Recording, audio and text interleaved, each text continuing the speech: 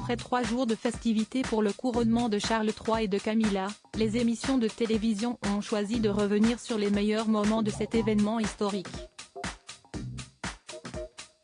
Sur France 5, le programme C'est à vous n'a pas fait exception puisque dans son 5e, Mathieu Béliard a mis en image les points marquants. Mais avant de les diffuser, il a tenu à rappeler que 14 millions de téléspectateurs avaient regardé la cérémonie sur la BBC en Angleterre, tandis qu'ils étaient 9 millions en France. Alors qu'il rappelait que la cérémonie était le point d'orgue d'un week-end entier de festivités dans tout le royaume, Mathieu Béliard a d'abord choisi de s'arrêter sur la façon dont l'archevêque de Cantorbéry a posé la couronne sur la tête de Charles. Il faut dire que l'homme d'église s'y est repris à 2 fois pour que celle-ci tienne correctement et ne risque pas de tomber. Puis il a diffusé des images des cortèges à cheval qui ont connu quelques ratés.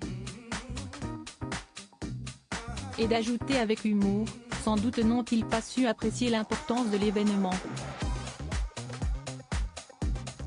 Anne-Elisabeth Lemoine en a alors profité pour déclarer en rigolant « On est vraiment des mauvaises langues ».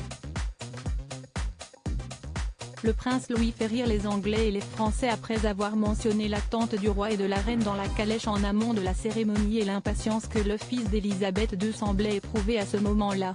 Mathieu Béliard a noté avec humour que le plus jeune fils du prince William et de Kate Middleton, le prince Louis, avait bâillé pendant la cérémonie et surtout qu'il avait été filmé. Autre point noté par le journaliste, le fait qu'on n'ait pas très bien vu le prince Harry à la caméra. Vous l'avez peut-être cherché dans l'assistance à la télé en direct ? A demandé le chroniqueur. Effectivement, le cadet du roi Charles III n'était pas très visible. Selon Mathieu Béliard, la réalisation prenait soin de ne pas trop le montrer et certains ont même imaginé qu'il avait été installé exprès derrière sa tante, la princesse Anne pour qu'il soit caché par la plume de son haut chapeau. Mais ça, on ne le saura jamais. Article écrit en collaboration avec 6 médias Crédit Photo, capture d'écran France 5.